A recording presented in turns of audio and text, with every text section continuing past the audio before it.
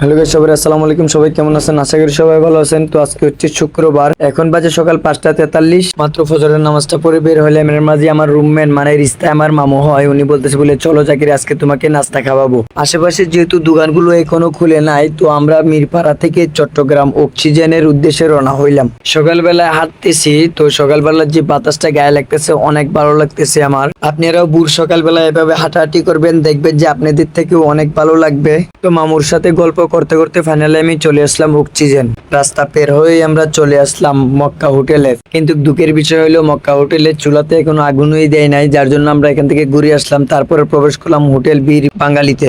হোটেলে ঢুকেই মামু ডাল ভাজি আর পরোটার অর্ডার দিল। তো বিসমিল্লাহ বলে খাওয়া শুরু করলাম। মামু সদরের সাথে গল্প করতেছে আর নাস্তা খাইতেছে, তো আমিও খাইতেছি। তারপরে মামু আবার চার অর্ডার দিল, চাও খাইলাম। তো ভিউয়ার্স, আমার আজকের ভিডিও এই পর্যন্তই। দেখা হবে অন্য কোনো নেক্সট ভিডিওতে।